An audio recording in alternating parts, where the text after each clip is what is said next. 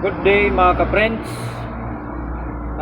Sunday na naman tayo ngayon. So, this Sunday, mag-aaral naman tayo ng salita ng Panginoon, the God's Word na naman mga ka-friends.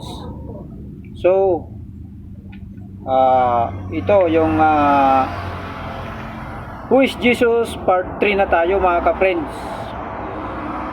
Yun, okay? Ito yung ano natin na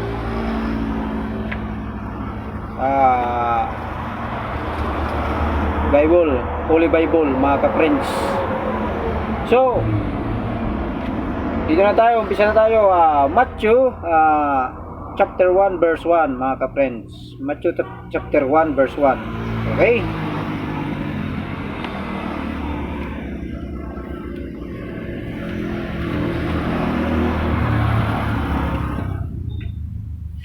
Matthew chapter 1 verse 1, sabi dito, this is the record of ancestors of Jesus, the Messiah, a descendant of David and Abraham. So, ito yung pagkakasunod-sunod ng kanyang mga tawag pa sa atin ito yung mga lahi, descendant of Jesus. From David to Abraham, descendant of David and Abraham. Yun mga ka-friends. So, punta naman tayo sa Revelation chapter 22 verse 17.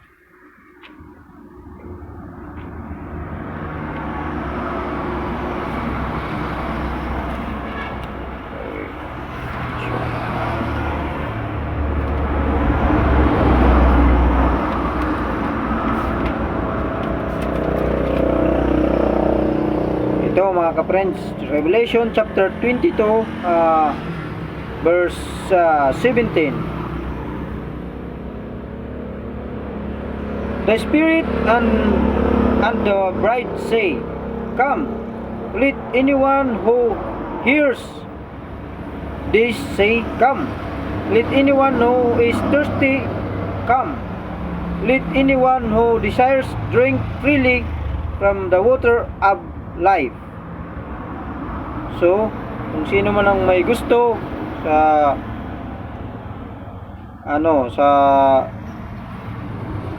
water of life, yung tubig ng pagkabuhay, water of life, pumunta, come, sabi ng sabi ni Jesus sa Revelation chapter 17, chapter 22 verse 17 mga ka-friends. So, punta naman tayo sa John chapter 17 verse 5.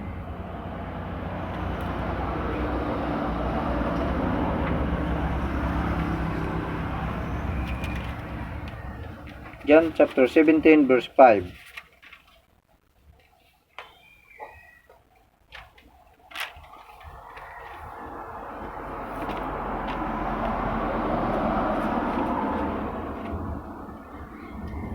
Sabi dito, John chapter 17 verse 5, Now, Father, bring me into the glory we shared before the world began.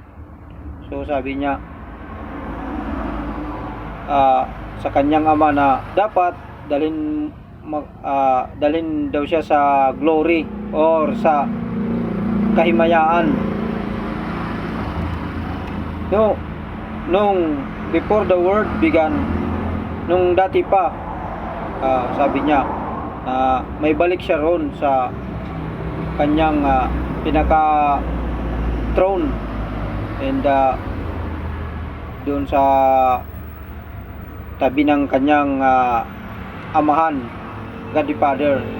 So, yun ang mga pagkakilala natin kay Jesus Christ na ganun. Kailangan talaga na dahan-dahanan natin kilalanin si Jesus Christ kung ano ba talaga ang purpose niya pumunta sa atin, ano yung ginagawa niya para rin sa atin, tayo ng mga tao, para mapalapit tayo sa Diyos Ama. Yan lang po sa ngayon mga ka-friends.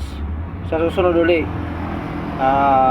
ito yung part 3 natin sa pagkilala kay Jesus Christ, who is Jesus. Okay, good day mga ka-friends, and happy Sunday to every one of us.